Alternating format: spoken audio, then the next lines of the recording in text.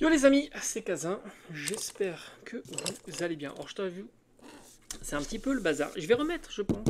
Là on est en mode tranquille, on discute vraiment tranquillement ensemble. On va parler de ma collection, enfin de comment je vais orienter un petit peu ma collection, les différentes rentrées que je vais faire dans ma collection Pokémon. Et je me demande si je vais pas remettre un joli tapis. Faut que je regarde où il est mon tapis. Parce que, franchement, je t'avoue que je pense qu'il est encore ici. Bon, c'est le bazar. J'ai vraiment un souci de place. Bon, si tu me suis depuis un petit moment, tu le sais. Donc comment ma collection va s'organiser. Mon bureau, c'est vite le bazar. Comment ça va s'organiser. Et c'est vrai que en ce moment, ça fait un petit moment maintenant, j'ai envie de te dire, que je rentre pas beaucoup d'items scellés dans ma collection. Et c'est vrai que j'ai principalement orienté. Alors, instamment, j'ai acheté pas mal de cartes sur le net et en vide-grenier. Ça fait grosso modo un bon mois que ça a réduit, fortement réduit, parce que bon, il y a eu tout un tas de choses. Si tu me suis, tu connais l'histoire de tout ça. Hein, il fallait que je me réorganise ici. Et du coup, je t'ai montré d'ailleurs que bah, j'ai plus de place. Je te montre des petites images ici de ma collection stockée. On va dire chez moi, j'ai grosso modo une grande penderie. Heureusement, les plafonds sont très très hauts. Et j'arrive à stocker, je dis stocker parce que c'est même pas rangé, hein, tellement c'est mis comme ça, l'entièreté de ma collection, évidemment, mais j'ai plus de place, on peut dire globalement, d'autant que je partage ma collection avec ma collection de jeux vidéo, et dont je suis évidemment aussi très attaché, dont je rentre de temps en temps, hein, en vide-grenier principalement, de nouveautés. D'ailleurs, pour rebondir là-dessus, c'est vrai qu'en vide-grenier, tu trouves plus facilement des jeux vidéo, anciens même. D'ailleurs, je t'ai montré quelques rentrées, une Game Boy Color, etc. Plutôt que du Pokémon, surtout des items scellés. Franchement, autant te le dire, le Pokémon en scellé, hormis les professionnels, j'ai envie de te dire, ça fait bien longtemps que j'en ai plus vu. À une époque, ça a eu arrivé, mais c'était vraiment il y a très très longtemps. Et maintenant, c'est plutôt des cartes, et même les cartes, hormis là aussi des connaisseurs, on va dire, dont ils connaissent la valeur des cartes que tu peux trouver, c'est plus rare, c'est très compliqué là aussi de trouver des collections, des cartes anciennes, etc. Les meilleurs achats que j'ai pu faire en cartes, c'était plutôt dans les années 2019-2020 que maintenant, et du coup les rentrées en cartes, j'en ai fait pas mal. Et ben, j'aimerais continuer évidemment, mais c'est un budget. Quand tu les achètes en ligne, le problème, on va dire, pour l'instant les vide-greniers, j'en trouve plus. J'ai changé de région, donc forcément, c'est plus les mêmes professionnels dont j'avais l'habitude d'acheter des cartes Pokémon. Et c'est vrai que j'en rentrais régulièrement. J'avais, on va dire, mon réseau de professionnels, semi-professionnels ou particuliers qui exposaient durant l'année. Et ça me permettait d'avoir des cartes Pokémon pour relativement bon marché. Hein. J'ai toujours trouvé ça intéressant. Et ça me permettait d'éviter tout simplement de prendre le risque des envois, de rajouter des frais de port hein, qui peuvent énormément alourdir. Et du coup, c'est vrai que du coup, là, j'ai réduit. J'ai fait quelques vide-greniers. Hein, on les a partagés ensemble.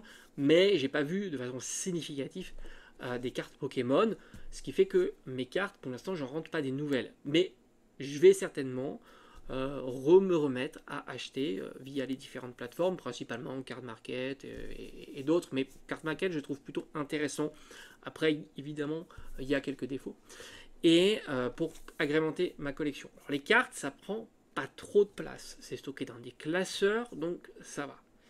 Le problème, c'est les items scellés. Ça, c'est clair, c'est un gros problème. D'ailleurs, en parlant des items scellés, malheureusement, je vais devoir faire un choix, et je pense que le choix est déjà acté.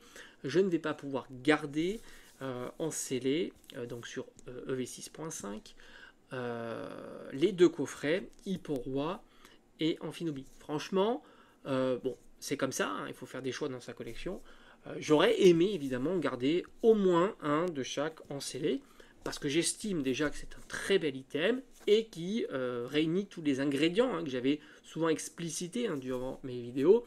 Ingrédients qui consistent à faire que cet item-là sera plus recherché que d'autres items, malgré que ça soit le format qui plaît le moins, le coffret. Parce que tu retrouves deux SAR, enfin une SAR dans chacun des coffrets, un petit peu comme les évolutions. Même si on n'est pas au même degré de popularité, les évolutions c'est quand même un petit peu au-dessus, mais ça reste quand même Amphinobi qui est plutôt cool, et Hipporoi, dont la carte est incroyable. Moi j'ai même une préférence sur Hipporoi. Malgré tout, ces deux coffrets-là, on va les ouvrir, hein, ça c'est sûr, sur la chaîne. J'ai même envie de faire une ouverture à l'extérieur. J'en ai fait une sur la chaîne, elle a été plutôt bien accueillie. Je crois de mémoire qu'elle a plutôt bien fonctionné. Je ne l'ai pas là sous les yeux, on pourrait regarder, mais je pense, en plus c'était un item plutôt banal, puisque c'était les nouvelles Mini Tin Box. Et c'est vrai que voilà, j'ai eu un bon retour sur cette vidéo-là, donc ça c'était plutôt cool, et on va le refaire évidemment. Et moi j'ai bien aimé aussi, avec un beau petit cadre, au bord de la plage, faire une ouverture comme ça, et sur 6.5 ça peut être très intéressant. Il y a des items aussi, donc les coffrets, maintenant j'ai envie de te dire, même sur des coffrets premium, 99% du temps, je vais faire abstraction de ces coffrets-là. C'est dommage, mais quand on a un souci de place, je ne peux pas pousser les murs, ça c'est clair que je ne peux pas pousser les murs. Et du coup, si je ne peux pas pousser les murs, eh ben, ça sera sans moi pour ces deux coffrets. Attention, hein, je préfère le préciser, parce que certains auront tendance à faire des raccourcis. Ça ne veut pas dire que ces coffrets-là ne sont pas intéressants à garder en scellé. Au contraire, moi je trouve que Amphinobi X et Hipporoi, peut-être même Hipporoi, parce que beaucoup se concentrent sur Amphinobi, et par conséquent il sera peut-être légèrement stocké davantage que Hipporoi. Et j'ai envie de te dire, sur des coffrets, hein, je parle vraiment sur des coffrets, il faut remonter à, je crois, les évolutions, hein, pour avoir des SAR, enfin des alternatives en promo, et franchement ça fait plaisir. On verra, on suivra le prix de cette carte là, et là il y aura peut-être aussi des bonnes occasions, puisque si la carte devait se casser la figure, ce que je ne pense pas encore une fois, mais imaginons on descend en dessous des 10 euros, même si 10 euros ça reste un petit prix, hein, pour cette carte là, je serais surpris de la voir descendre davantage, mais bon, tout est possible, surtout sur les cartes Pokémon, on sait qu'en ce moment c'est pas le Pérou. Mais ça sera intéressant aussi de voir l'évolution de ces cartes là, et ça nous donnera un petit peu le tempo. Pour revenir à la collection CD, je vais aussi faire abstraction des Mini Tin Box.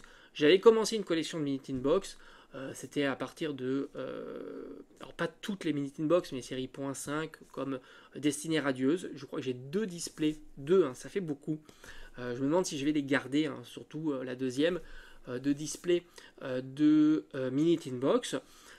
En plus, elle est parfaitement scellée, donc c'est un joli item de collection. Là aussi, je me dis, donc non, ça sera évidemment non. On ne fera certainement pas d'ouverture, même si moi j'aime bien les illustrations qu'il y a dessus. Je ne suis pas réfractaire, en tous les cas, aux nouveaux Pokémon, hein, Fortusinia, Faviano, enfin, il faut que je commence à les apprendre parce que ma mémoire me fait défaut.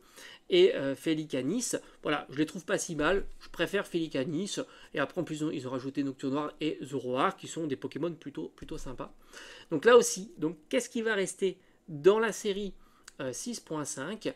Bah, pas grand chose, pas de coffret évidemment Scalperer, qui est plutôt pas mal aussi, même si ce n'est qu'une simple AR. Et les ETB, là aussi, c'est pareil. Avant, j'avais une collection d'ETB. J'avais même commencé à faire une collection d'ETB des séries, on va dire, classiques, hein. J'ai eu Silveroy, donc Reine de Glace. J'avais aussi la Mew comment elle s'appelle, Point de Fusion. Enfin voilà, Star Étincelante, etc. Là aussi, j'ai dû en ouvrir une ou deux, etc. pour libérer de la place. Donc là aussi, c'est compliqué. Les tripacks, voilà. Là, on commence à aller sur des items qui prennent peu de place. C'est un petit peu comme les cartes à collectionner.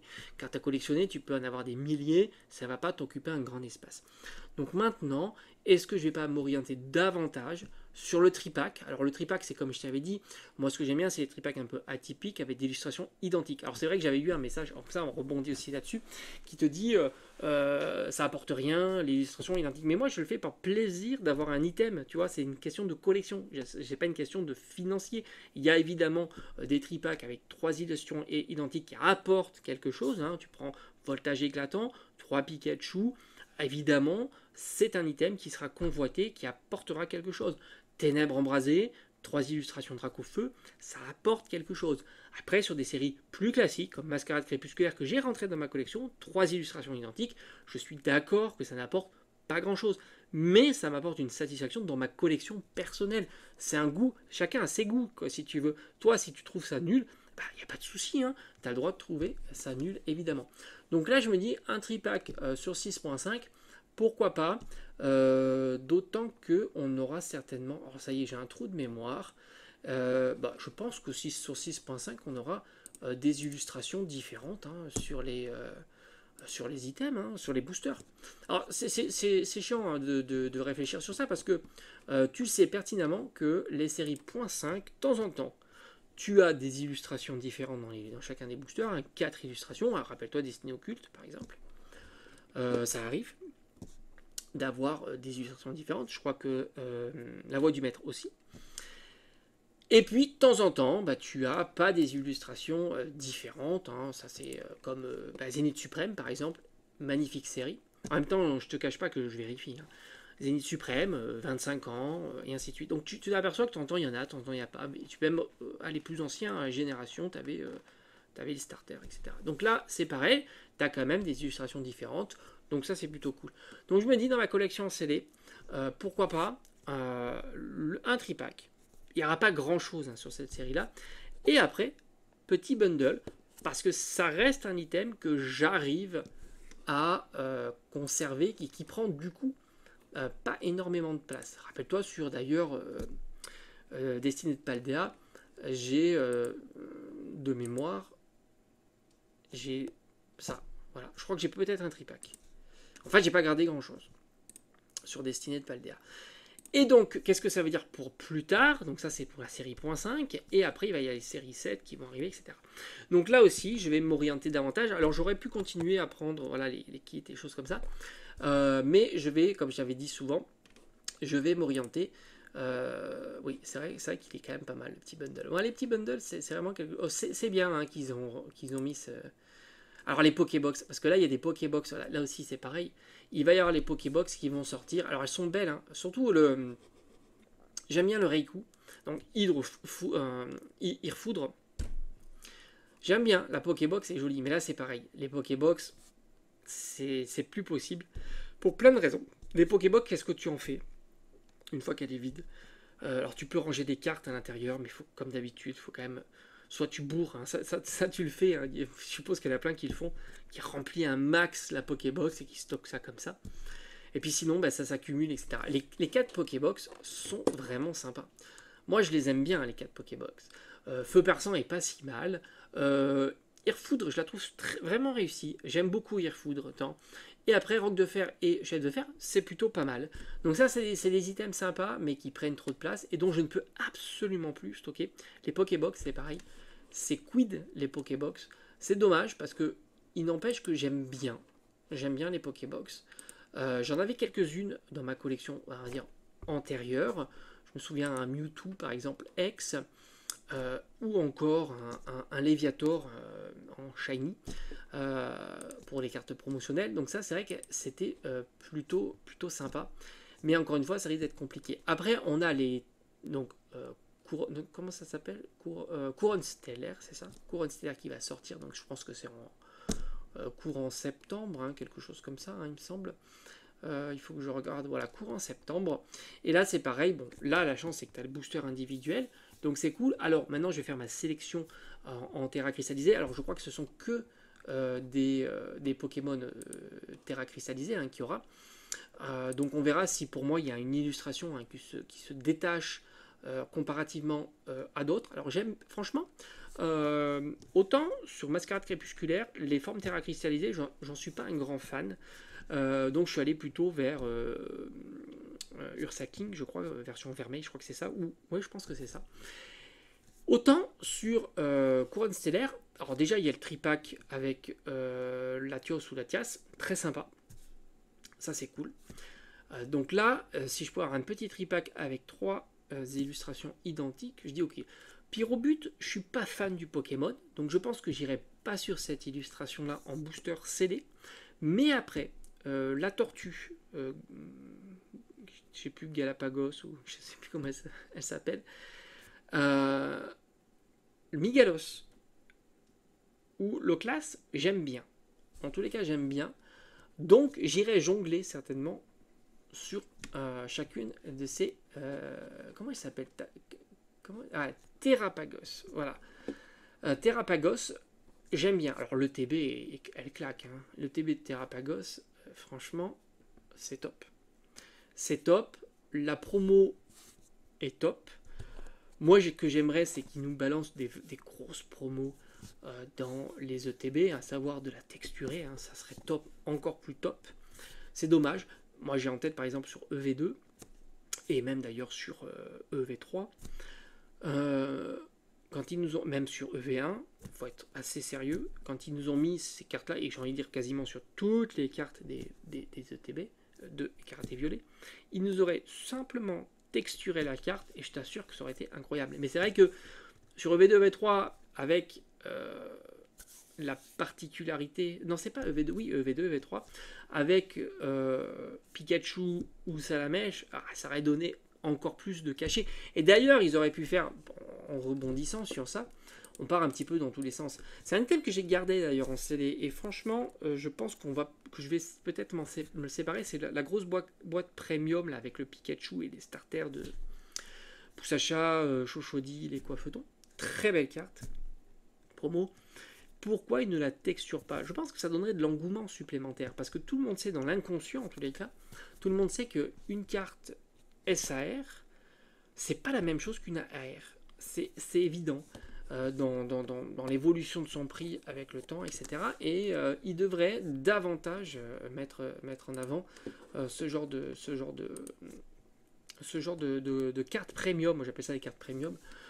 Dans les ETB et voire même dans les coffrets ou dans d'autres packs, hein, évidemment. Donc c'est vrai que pour moi c'est compliqué. Je dois gérer la collection. Évidemment, j'aime beaucoup les boosters individuels, donc je vais continuer. En plus, comme tu as vu, hein, je te les ai un petit peu teasés sur mes réseaux.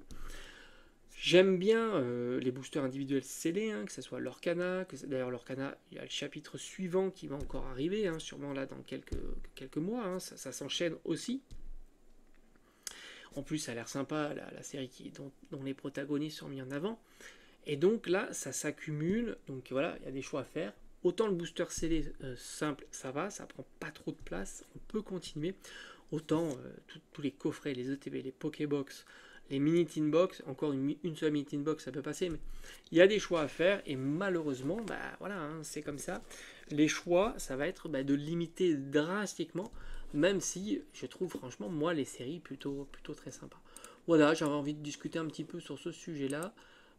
Maintenant, on verra hein, comment tout ça va évoluer. Est-ce qu'il y aura des coffrets dont je vais me séparer? Après, c'est vrai que j'ai du mal à me séparer de certains coffrets. C'est toujours un peu compliqué pour moi de me séparer. Alors, ouvrir, ça n'a pas de sens. Hein. Évidemment, je te l'ai souvent dit hein, dans l'espace de mes vidéos. Tu vas ouvrir un coffret qui vaut, je sais pas moi, 200, 300 euros. Pour 4 malheureux boosters dont les cartes en état near mint, il y en a partout et dont même leur prix en état near mint vaut pas si cher que ça et tu vas aller chercher une peut-être carte sur 4 boosters, c'est pas sérieux évidemment, donc ça n'a pas d'intérêt d'aller ouvrir un coffret en ayant 4 malheureux boosters qui valent 50 euros pièce et dont 99% de la série sont trouvables ultra facilement en Earmint et donc 99% de la série vaut même pas 20 euros. Donc c'est ça qui est un petit peu gênant. Après, pour un event, faire un joli truc, pourquoi pas, mais ça reste très compliqué. En tout cas, c'est mon point de vue. Pour moi, il y a beaucoup trop de séries à cause depuis l'inflation ou l'explosion du scellé qui, pour moi, c'est plus ouvrable, hein, tout simplement. Voilà, je pense qu'il y a beaucoup de séries qui sont plus ouvrables pour soi-même, hein, tout simplement. Voilà, après, évidemment, pour un event, hein, j'ai envie de dire pourquoi pas.